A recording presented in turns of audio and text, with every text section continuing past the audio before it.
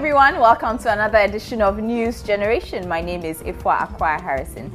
Coming up, as the world celebrates World Human Rights Day, young Ghanaians tell us their expectations. I'm sure you've all heard of the Alavanyo-Nkonya conflict. Did you know it's been ongoing for 91 years? We give you a glimpse into life in these two villages. We catch up with young inventors William Yaka and Brian Flesher. They share their aspirations with us. And Adelaide tells us about how the crocodiles in Paga saved a dying man in Landmark of the Week. Please stay with us. Supported by Cowbell with Vitarid.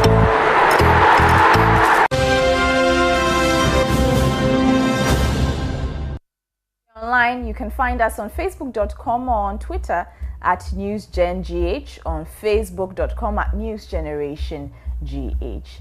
Now, 91 years and still counting. The Alavanyo-Nkonya conflict keeps recurring. This time, residents are under a 6 a.m. to 4 p.m. curfew imposed after disturbances weeks ago. The story of the Alavanyo-Nkonya conflict has been in the news for so long that it has outlived many of the original residents. The situation is so fragile, there's security in both towns. That can't be an easy way to live. The government said they should give us curfew, 4 o'clock. 4 o'clock to what time? To 6 o'clock. But the 4 o'clock to 6 o'clock is affecting us because even, excuse me to say, hence don't sleep even around 4. And Kuma means, how will you get inside your room and sleep around 4? For over 91 years, the people of Alavanyo and Nkonya in the Volta region have battled from time to time over a parcel of land between the two communities. The two communities do not agree on who owns the said parcel of land. 1840s, Alavanyos are said to have migrated from Saviafe to a town near Pando, settling on lands allocated to them by the Nkonya. In 1923, the first conflict between the two was recorded, allegedly due to issues of encroachment on Nkonya land by 8 Alavanyo farmers. Between 1931 and 1980, 7 court rulings saying the Alavanyo had encroached lands outside of those originally given to them by the Nkonya. There seems to have been no agreement on enforcing the court ruling. Several curfews imposed on the two communities have failed to end the clashes. March 2013, conflict was renewed after a warlord of Alavanyo was shot dead. 29th June 2013, government and Volta Regional House of Chiefs got both sides to sign a peace treaty. November 2014, 6 a.m. to 4 p.m. curfew imposed after gunshots were fired and a farmer killed. Want the government like to help us with the curfew 4 to 6, 6 to 6, because the 4 to 6 we close like we have been closing 2:30. Now we are closing at 12 o'clock. So even studies are not going well in the class. When will it all end? Perhaps the young ones will decide. Let's now take a look at stories that are making local headlines. Audrey Obuobisa Darko has been nominated in the category of Young Icon for the Osajifo Kwame Nkrumah African Genius Awards. The maiden edition of the Osajifo Kwame Nkrumah African Genius Awards, dubbed Evening with African Geniuses, will be held on Friday, December 12, 2014 at the National Theatre in Accra. A statement signed by Emil Ashon, Executive Director of the Center for Communication and Culture, said the awards will be given to people who have made outstanding achievements in a number of fields that have been graded into 3 categories. Guess what the police have for Ghanaians this Christmas? increased visibility and security. The police has promised to increase their efforts to prevent rampant road crashes and armed robbery cases that are common during Christmas festivities. In a program dubbed Police Father Christmas, they promise to deal ruthlessly with criminals. The National Road Safety Commission says over 1,000 lives has been lost through road accidents as at October 2014. The Director General of Police Operations, John Kudalo, believes the remedy to such unpleasant statistics is strict enforcement of road safety regulations. He promised his men are poised to enforce road traffic regulations to reduce accidents in the country. Research has shown that most of the maternal deaths that occur annually can be prevented. President Mahama has reiterated his commitment towards reducing maternal mortality in the country to the barest minimum. These were contained in a speech read on his behalf by the local government minister, Julius Debra, at a forum on maternal mortality organized here in Accra. Recounting from region to region, trends show maternal deaths are reducing, but not enough to attain the MDG 5.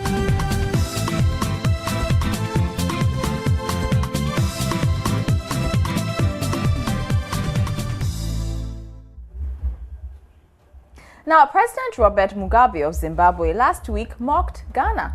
The 90-year-old leader said Ghana is in the same underdeveloped state that it was when he met his wife Sally in the 1960s. Now, his wife is Ghanaian, by the way. He added that there may be one road from the airport which has been done well so that people who visit the country think everything is okay. But many Ghanaians, including former President Kufuor, do not agree with the Zimbabwean president. So what do young people make of this? I think it's a false statement, because talking about Ghana's development as of now, if we should go around and look at what has been done now, talking to the past, because if you see certain pictures about the past and you compare it to us at now, you can see that Ghana has changed a lot. We should take a toll around 37 and go around Joburg and see things that is being done. You can see that the place has changed very much. So I don't think that statement is very true.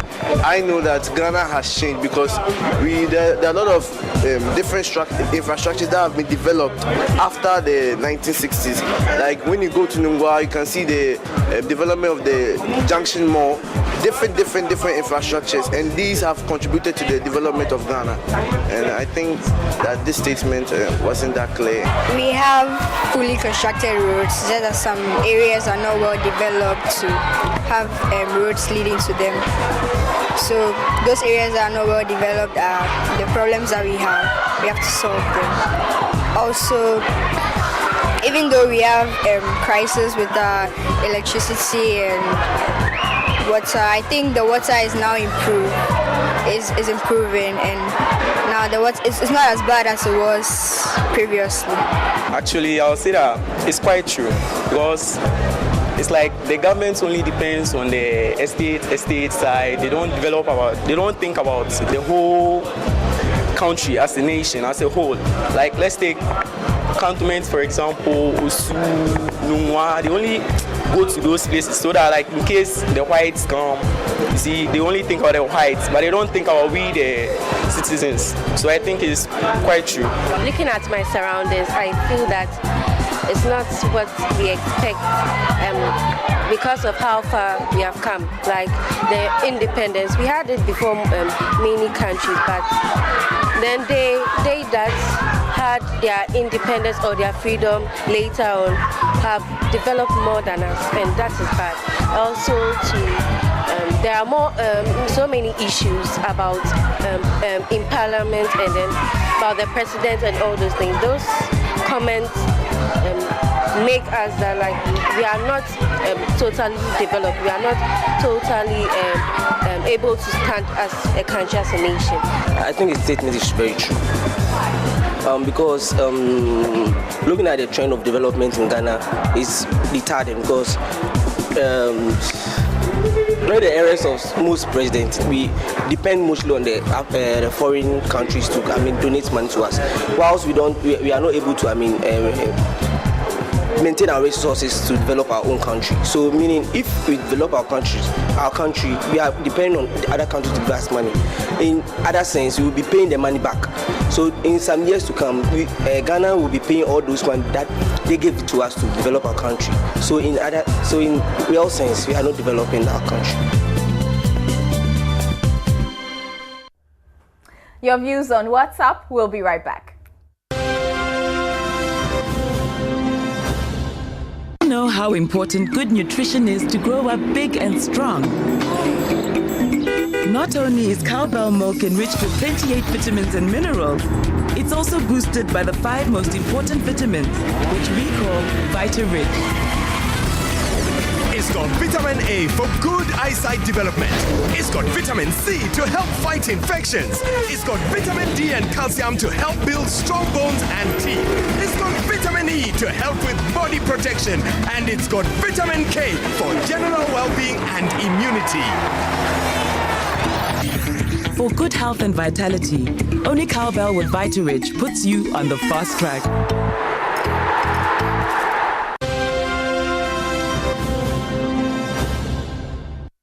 Welcome back, and you're still watching News Generation with me, Ifwa Akwa Harrison. Have you liked our Facebook page yet? It's facebook.com/newsgenerationgh. You can also find us on Twitter at newsgengh. You can tell us, you can comment on all our stories, tell us what you think. And if you have any story you think we should look into, you can also let us know on our Facebook page. Now, if you tuned in to our previous episode, then you probably know William Yaka and Brian Flesher. If you don't know them, well, they are former students of Aquinas Secondary High School. Now, they were telling us about their wood ash power generator. It's a generator that uses ash from wood to create electricity. I found them on Facebook. Actually, Brian hit me up through Facebook, and I decided to get a bit more up close and personal with them. 17-year-old Brian Flesher and 20-year-old William Yaka are visiting their former school, St. Thomas Aquinas in Accra. They are here to greet some of their teachers. This is where the idea for their wood ash generator started. It all started one night when I was watching the TV, and then I read a story of one girl called Amisi.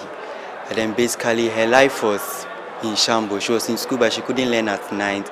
She couldn't enjoy the family time that I have with my family. So then it struck me that the electricity that I was taking for granted would cause so many problems for someone else. So then what could I do in my capacity as a student to try and then better her life? Back in the house, we all face the same problem. Incidentally, on the same day when we had to prepare for a biology test the next day, and we didn't have light. So the whole night I was just on the bed thinking about how I could just get a small lamp that would not depend on electricity or the sun, which is not available in the night, just to read and prepare for the text. So with an idea and a problem at hand, these young men decided to do something to change the situation.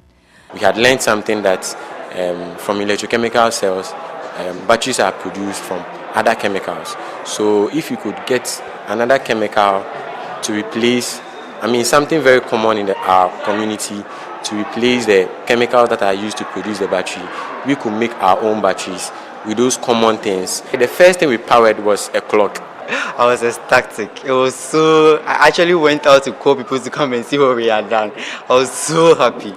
They, of course, had the support of their chemistry teacher, even when he wasn't too thrilled that they had found urine could also generate electricity. They told us that the urine, because it was bodily fluid, it wouldn't be hygienic using. Think.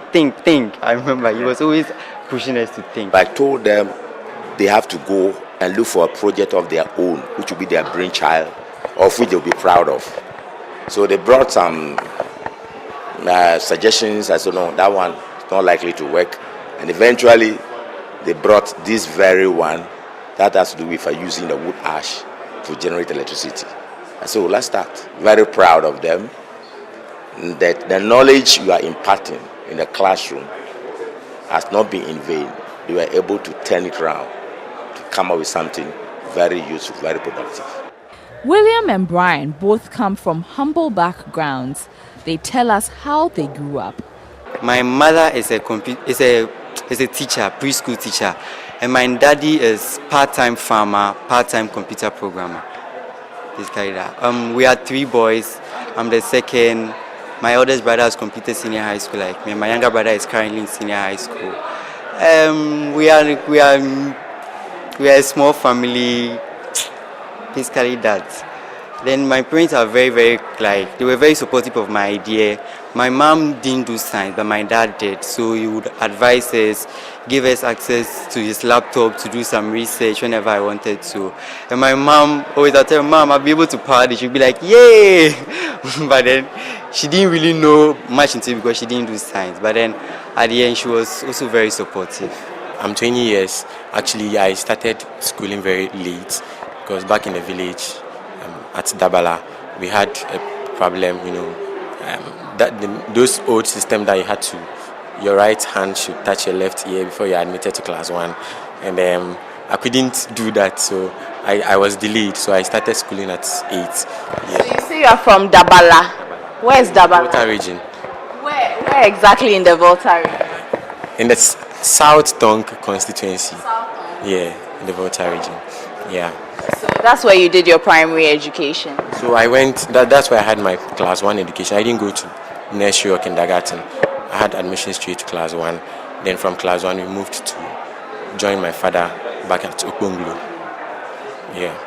So my mom is a trader, my dad is a corn miller.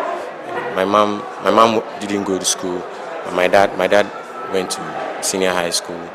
I want to be a neurosurgeon, an engineer, a philanthropist. I just want to do a lot of things because I think I can be versatile, and anytime I open my mind to do anything I want to do, I'm able to do it. So I don't want to limit myself to any profession. I want to be versatile so that I can function everywhere. The future is exciting for these young men as they plan to do more for their country. I want to be a cardiologist and an engineer. Cardiology because I personally want to help people with heart problems, and then engineering because I think there are so many other backline ideas that I could work with. And Brian and William are looking for support to expand their invention. If you know anyone who can help, look for us on Facebook. Now let's go on to Landmark of the Week, and Adelaide takes us to see the Paga Crocodile Pond. I'm sure most of you have heard about it, but do you know the history behind it? Today it's our Landmark of the Week.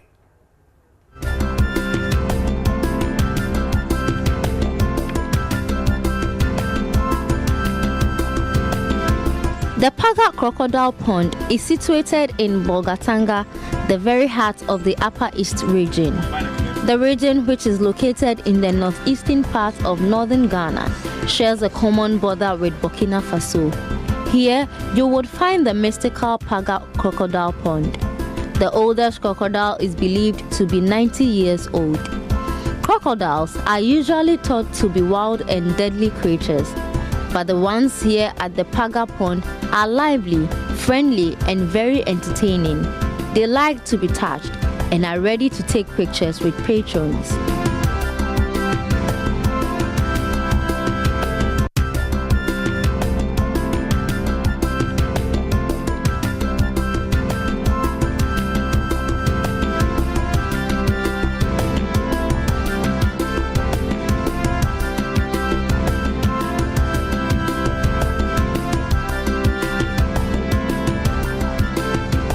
However, this can only be done after a rite has been performed for these reptiles by their guards.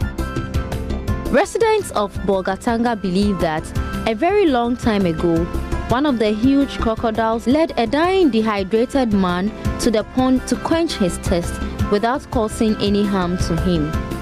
After regaining his strength, the man pronounced the crocodile pond sacred and ordered that no man born of a woman should harm any of these reptiles. The people here also believe the soul of every member of Paga has a crocodile in the pond.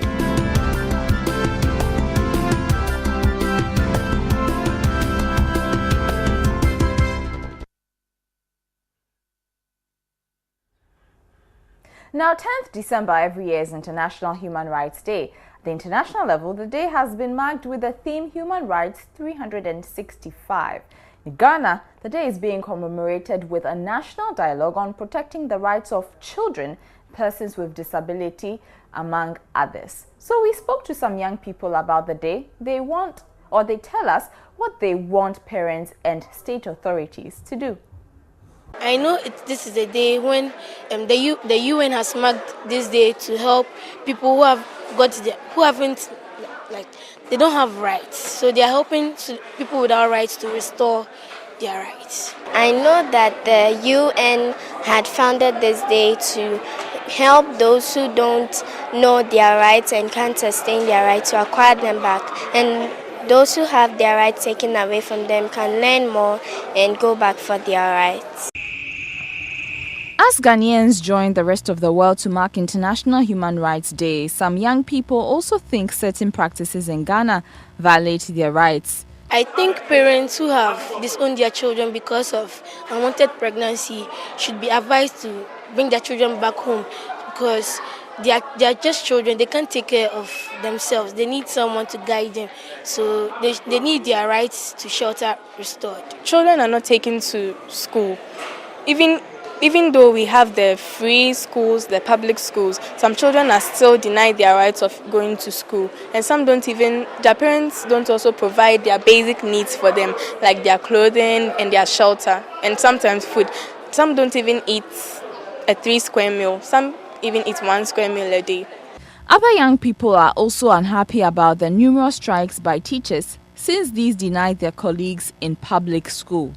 I think a lot of strikes and demonstrations have hindered the advancement of our country. For some of you, corruption has gone a long way to deny young people like these ones their rights to education, among other things. You also think government and agencies should have organized a program to educate young people on their rights on the day.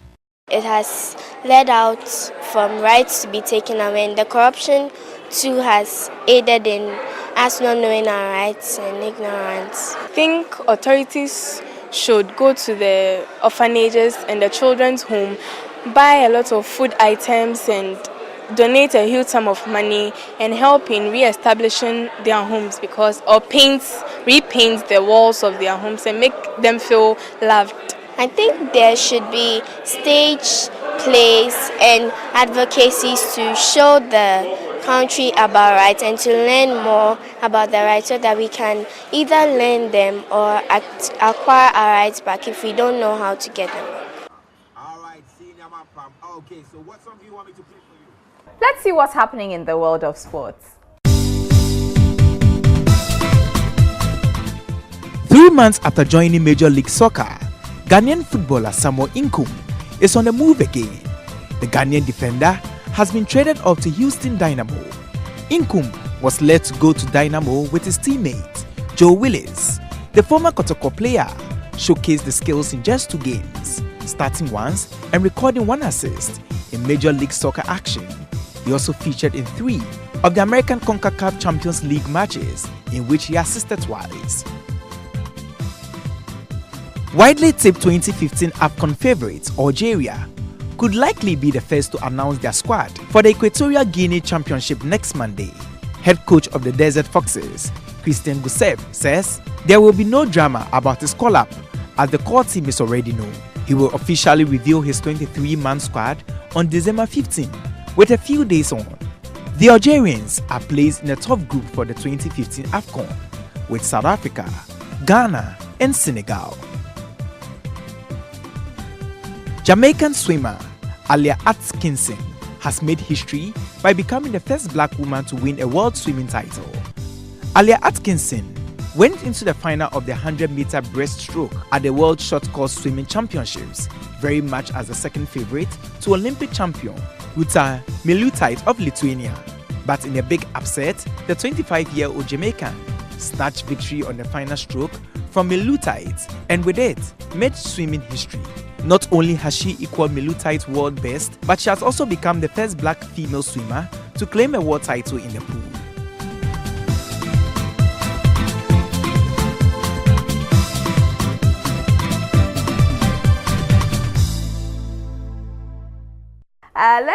a quick trip around the world.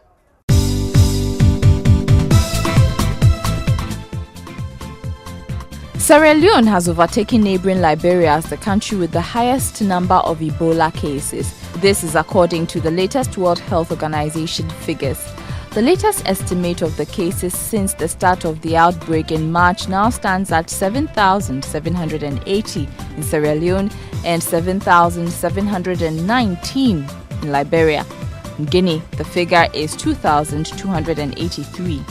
The virus has killed more than 6,300 people in the 3 West African countries. Pakistani education activist Malala Yousafzai and Indian child rights campaigner have received their Nobel Peace Prize awards. The Nobel Committee described both laureates as champions of peace. Speaking to the BBC, Yousafzai said she would consider a career in politics if it would be the best way to serve her country. Indian Satrati said receiving the prize was a great opportunity to further his work against child slavery. Yousafzai and Satrati received the awards from the chairman of the Norwegian Nobel Committee in the presence of King Harald V of Norway.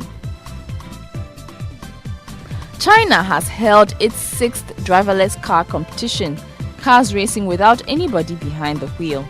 In the race, the unmanned vehicles had to make their way through obstacles.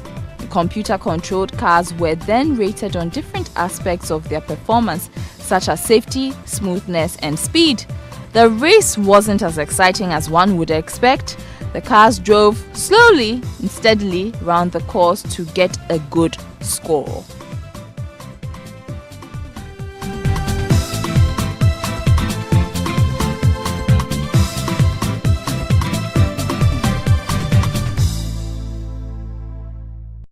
And on that note, we draw the curtains on News Generation this edition. Remember, you can find us on facebook.com/newsgenerationgh or on Twitter @newsgengh. Have a great rest of the day. Bye. News Generation, supported by Cowbell with Vitarid.